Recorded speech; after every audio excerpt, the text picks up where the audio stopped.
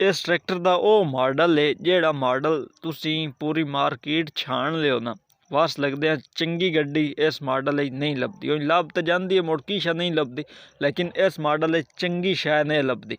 ये हुण तुहाडा फैसला है भी ये चंगी है या नॉर्मल है। बाकी मैं तुहानू रिव्यू दे विच सारी गल क्लीयर करेंदा। बिस्मिल्लाहिर्रहमानिर्रहीम, अस्सलाम वालेकुम। की हाल चाल है? उम्मीद है ठीक ठाक फिट फाट राजी खुश हो। काशिफ बाटा एक नवा 4600 लैके तुहाडे नाल हाजिर है। वीडियो वेख सो, उम्मीद है तुहानू वीडियो की फुल चास सी।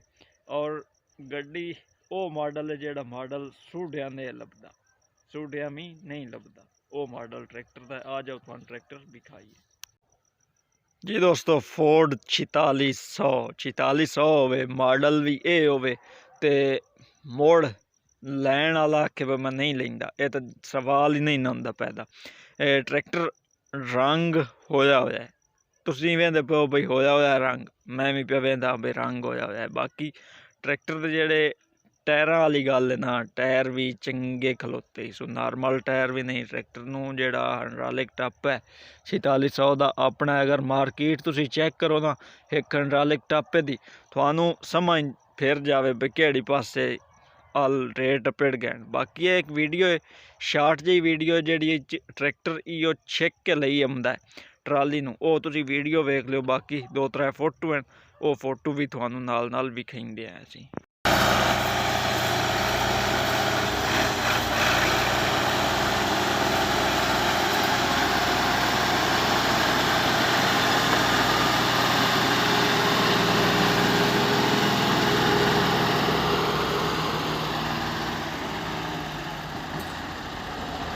तो जी दोस्तों, मुकम्मल ट्रैक्टर कुछ सैड फोटो इंदा दिसिंदे ने। बाकी एक दो होर फोटो हैं, वो भी तुहानू विखा के तुहाड़ियां बाकी सारियां भी गल्लां इंशाअल्लाह मैं क्लीयर करेंदा पिया हाँ।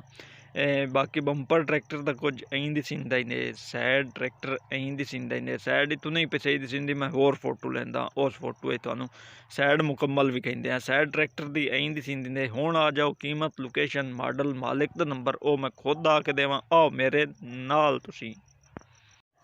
जी दोस्तों, अज की वीडियो थोड़े अपने बेली हल्लों काशिफ बाटे हल्लों फोर्ड 4600 यार मुख्तसर जी, नहायत ही मुख्तसर वीडियो है मेरी अज की।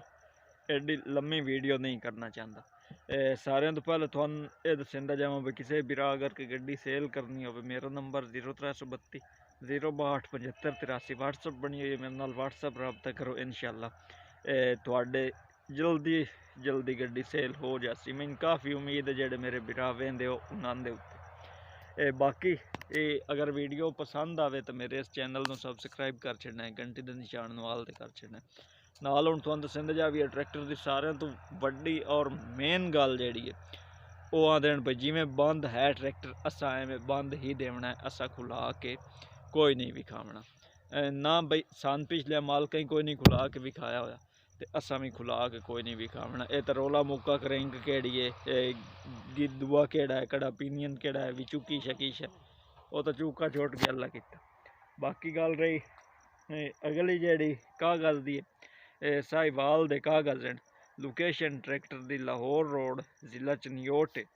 ते बाकी रही जेड़ी मॉडल है, मॉडल हाँ मॉडल ट्रैक्टर का वो मॉडल है जेड़े सुटेंदिया वत्तो तो औखा लभदा है। तो जेड़े बंदे लाभ जावे वो भाएगा देंदा नहीं। मॉडल 1979 एंड ते कीमत होंदी है। कीमत ते मालिक दा राबता नंबर, कीमत जेड़ी मालिक पे आंदा है वो 22 लाख रुपया आंदा पे। एक्सल 2 ट्रैक्टर दे हाण है थोड़े देसी एक्सल।